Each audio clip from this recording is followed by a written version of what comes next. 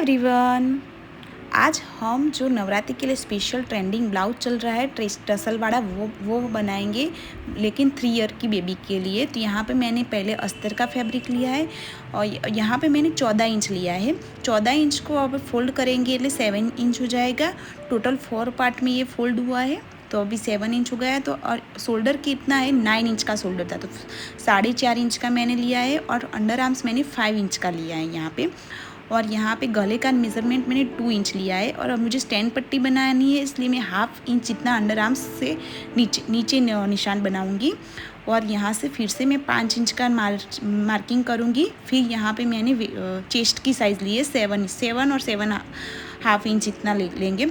और लेंथ मैंने 10 लेनी है, इसलिए 1 इंच ज़्यादा 11 इंच का मैंने यहाँ पे लेंथ लिया है। यहाँ पे मैंने पूरा मार्किंग कर दिया है। अंडर आर्म्स तो आप 1 इंच या 1.5 इंच का ले सकते हो, क्योंकि छोटी बच्ची का है, इसलिए अब जो मार्किंग किया है वो हम यहाँ पे कट कर देंगे। अगर कुछ भी समझ में ना आए तो आप मुझे कमेंट में करना। और ये वाली पैटर्न अभी नवरात्रि में बहुत चल रही है, टसल वाली, तो आप भी ज़रूर बनाना, आपकी बेबी के लिए बहुत अच्छा लगेगा ये ब्लाउज। यहाँ पे मैंने जो दोनों आगे का पीछे का दोनों का कटिंग कर दिया है और इसका आप गले का कटिंग करेंगे हम। तो यहाँ पे मैं दोनों पार्ट को अलग कर दिया है और पहले यहाँ पे मैं आगे का कटिंग करने वाली हूँ। तो यहाँ पे मैंने स्टैंड पट्टी बनाना है, तो पहले मैंने जो गले की जो विड्थ है वो 2 इंच की, यहाँ पे मैं 2 इंच का ही रखूँगी। और जो डीप नेक है वो 3 इंच का ही 2.5 या 3 इंच का ही रखना, ज़्यादा मत रखना, क्योंकि ये 3 साल की बेबी के लिए मैं बना रही हूँ, इसलिए 3 से 5 साल की बेबी तक ये ब्लाउज चल जाएगा। तो यहाँ पे मैंने आगे का गला कट कर दिया है और अब इस पीछे का गला करेंगे। पीछे को आपको जैसे पैटर्न बनानी है वैसे कट कर सकते हो। यहाँ पे भी मैंने यहाँ पे 2 इंच रखा है गले की विड्थ, और डीप नेक यहाँ पे मैंने 2.5 इंच जितना रखूँगी। और हुक पट्टी भी मैंने 3 हुक आए उतना हुक पट्टी रखूँगी। तो यहाँ पे मैंने पीछे बटन वाली पैटर्न बनाई है, तो आप अपने हिसाब से जो भी बनानी हो वो बना सकते हो। तो यहाँ पे मैंने पीछे का गले का भी कटिंग कर दिया है। यहाँ पे अस्तर का मैंने जो पहले कटिंग किया है, अब क्या करेंगे, अब मेन फैब्रिक लेंगे, मेन फैब्रिक पर ये अस्तर वाला फैब्रिक रख देंगे और मेन फैब्रिक का कटिंग करेंगे। जो यहाँ पे आगे पीछे का कटिंग हो गया और आगे का भी कटिंग हुआ है। बहुत आसानी से बन जाता है ये ब्लाउज और आधे घंटे में ये पूरा ब्लाउज रेडी हो जाएगा। जो अभी मैंने मेन फैब्रिक लिया है, मेन फैब्रिक में अभी आगे का और पीछे का दोनों पार्ट में यहाँ पर रख दूँगी अपने हिसाब से।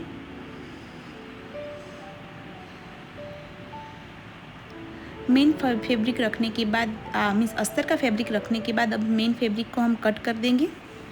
और इसको सिलाई कैसे लगानी है वो भी मैं बताऊंगी, पूरा वीडियो लास्ट तक देखना, तो आपको ज़रूर समझ में आएगा। और कुछ समझ में ना आए तो मुझे कमेंट में ज़रूर बताना।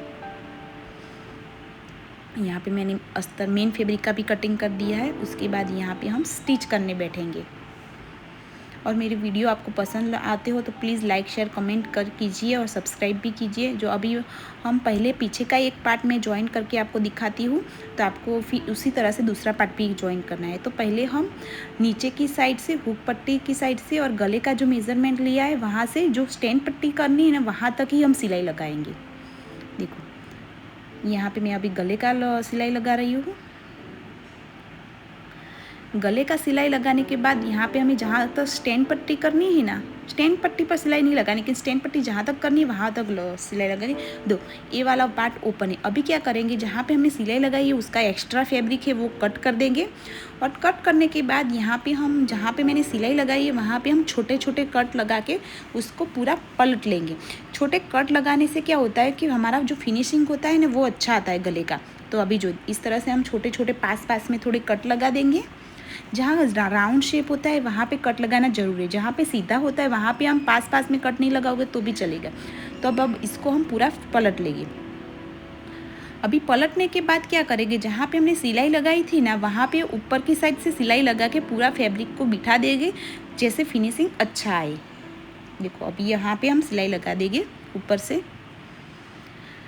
बहुत आसानी से वाला ब्लाउज बनता है, सीरियसली आप भी ज़रूर ट्राई करना।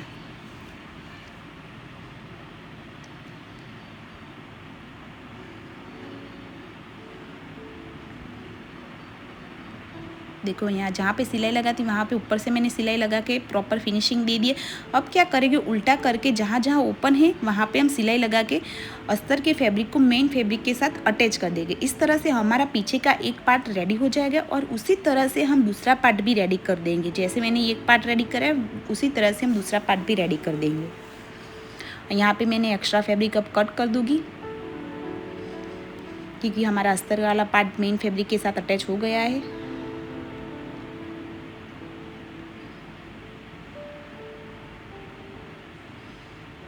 देखो इस तरह से हम दूसरा पार्ट में मैंने यहाँ पे रेडी करके रख दिया है और यहाँ पीछे का पार्ट दोनों रेडी हो गए। अब हम आगे का पार्ट रेडी करेंगे। आगे का पार्ट में क्या करेंगे, पहले हम नीचे का जो बॉर्डर है वहाँ ही सिलाई लगाएंगे, दूसरी कहीं भी सिलाई नहीं लगाएंगे। तो नीचे की साइड सिलाई लगा के हम उसको पूरा पलट लेंगे। जो यहाँ पर मैंने एक्स्ट्रा फैब्रिक कट कर दिया और इस पर भी छोटे छोटे कट लगा दूँगी। और जो कि सीधी सिलाई है तो कट लगाने की ज़रूरत नहीं है, इसलिए मैंने यहाँ पे कट नहीं लगाया। इसको अब पूरा पलट के जहाँ पे सिलाई लगाई थी वहाँ पे ऊपर की साइड सिलाई लगा देंगे और प्रॉपर फिनिशिंग दे देंगे। जो यहाँ पे मैंने सिलाई लगा दी, अभी क्या करेगी, जो साइड का एक्स्ट्रा फैब्रिक है उसको भी मेन फैब्रिक के साथ अटैच कर देगी अभी हम सिलाई लगा के। इस तरह से हमारा आगे का पार्ट भी रेडी हो जाएगा बहुत आसानी से। आप अभी नई सिलाई सीखे हो तब भी ये ब्लाउज आप आसानी से बना दोगे।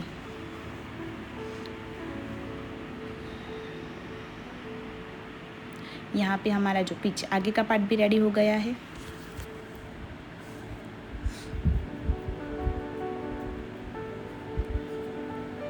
देखो यहाँ पे आगे का पार्ट रेडी हो गया है। अभी क्या करें, हमें टसल बनानी है। तो टसल के लिए मैंने इस तरह से एक इंच की पट्टियाँ कट कर दी है और इसकी हम डोरियाँ बना देंगे। तो डोरी बनाने के लिए मैंने यहाँ पे पहले सिलाई लगा रही हूँ।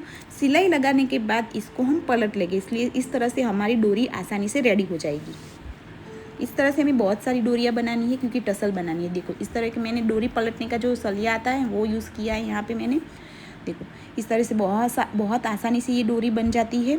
इस तरह से मैंने बहुत सारी डोरियाँ बनाई है। देखो कितनी आसानी से पलट लिया मैंने ये डोरी को और ये आसानी से डोरी बन भी गई।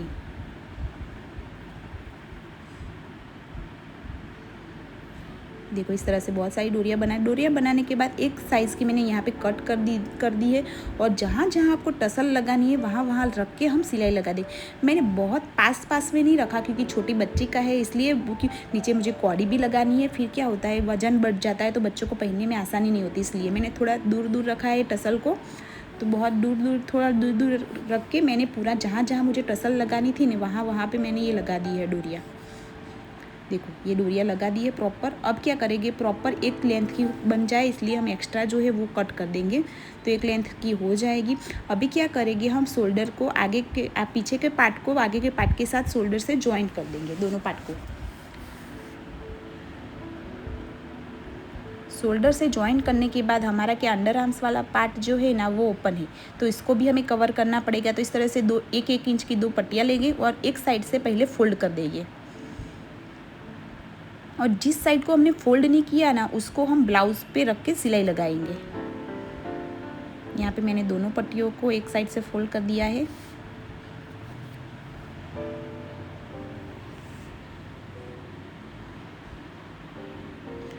अभी क्या, जहाँ अंडर आर्म्स में जहाँ पे हमें कवर करना है वहाँ पे हम इस तरह से पट्टियाँ रखेंगे और जहाँ पे राउंड शेप होगा वहाँ पे हम छोटी छोटी चुन्नट लगाएंगे। इस तरह से देखो इस तरह से छोटी छोटी चुन्नट लगाएंगे, जैसे हमारा जो हम पलटे ना वो ये पट्टी तब प्रॉपर फिनिशिंग आए। जहाँ पे कर्व था, राउंड शेप था, वहाँ भी हमें यहाँ इस तरह से कट लगा दिया है छोटा छोटा।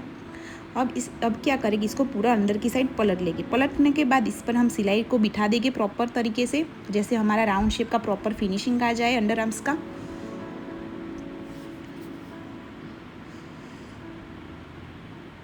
अब क्या करेगी, इसको पूरा ब्लाउज़ को पलट के ये पट्टी को भी अंदर की साइड बिठा देंगे सिलाई लगा के, जिससे हमारा अंडर आर्म्स का फिनिशिंग प्रॉपर दिखे। देखो इस तरह से एक पार्ट रेडी हो गया, इसी तरह से हम दूसरा भी रेडी कर देंगे।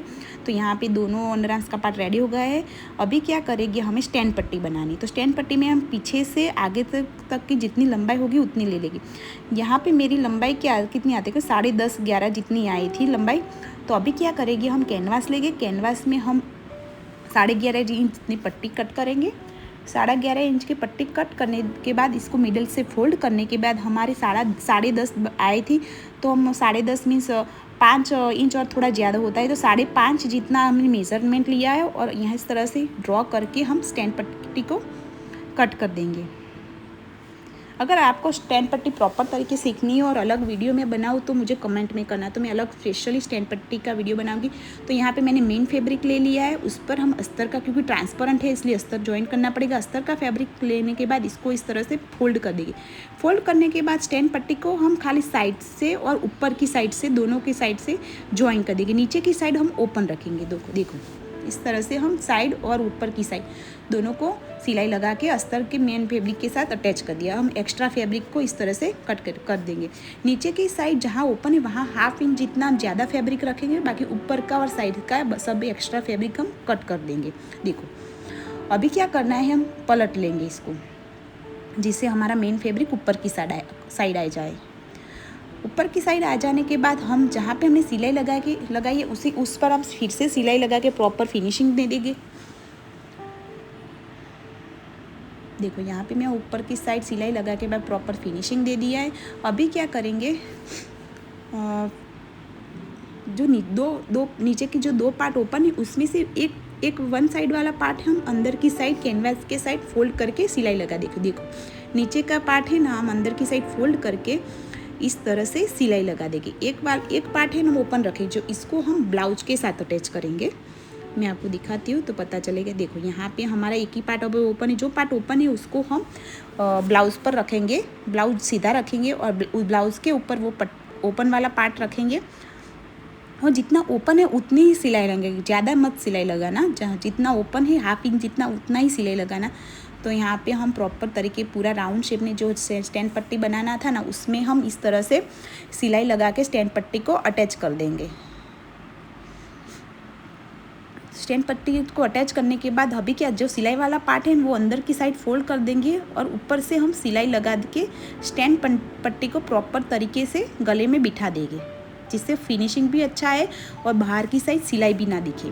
तो यहाँ पे हमारी स्टैंड पट्टी रेडी हो गई है। देखो इस तरह से हमारा स्टैंड पट्टी रेडी हो गया है। अभी पूरा ब्लाउज़ रेडी हो गया है, तो अब साइड से हम ज्वाइन कर देंगे ब्लाउज़ को। तो इस ब्लाउज को साइड से ज्वाइन करने में पहले हम बाहर की साइड सिलाई लगाएंगे, उसके बाद पलट के अंदर की साइड सिलाई लगाएंगे, जैसे हमारी सिलाई कवर हो जाए और बच्चे को जब बच्चा पहने तो उसको फैब्रिक चुभे भी नहीं, बहुत आसानी से वो पूरा दिन पहन भी पाए। तो इस तरह से दूसरी साइड भी हम बाहर की साइड सिलाई लगा के उल्टा करके अंदर की साइड सिलाई लगा देंगे, जिस तरह से हमारा साइड से ब्लाउज रेडी हो जाए। इस तरह से हमारा पूरा ब्लाउज़ रेडी हो गया है। देखो अभी पीछे की हुक पट्टी और ऊपर जहाँ पे बटन लगाना है वहाँ वो ही बाकी वो हम कर देंगे। ये तो यहाँ पे अभी क्या करेंगे, हम जहाँ पे टसल लगाई थी वहाँ पे नीचे की साइड हमें कौड़ी लगानी है, 2 कौड़ी। तो इस तरह से हम कौड़ी लेंगे, कोई भी कौड़ी, आप कौड़ी की जगह मोती भी लगा सकते हो, लेकिन मैं नवरात्रि के लिए बना रही हूँ ये पीस, इसलिए मैंने कौड़ी का यूज़ किया है। घुंघरू भी लगा सकते हो। तो यहाँ पर मैंने 2 कौड़ी लेके इस तरह से अच्छे से जितनी भी टसल बनाई है ना उस सभी में हम लगाएंगे, जिससे बहुत अच्छा लुक आए। और अभी ये ब्लाउज बहुत ट्रेंडिंग चल रहा है। अभी सभी चीज़ में क्या होता है, टसल बनानी होती है, क्योंकि टसल अभी ट्रेंडिंग चला है। जो यहाँ पे पूरा ब्लाउज रेडी हो गया है। और थैंक यू सो मच। मुझे आपको ब्लाउज अच्छा लगे तो प्लीज़ लाइक शेयर कमेंट।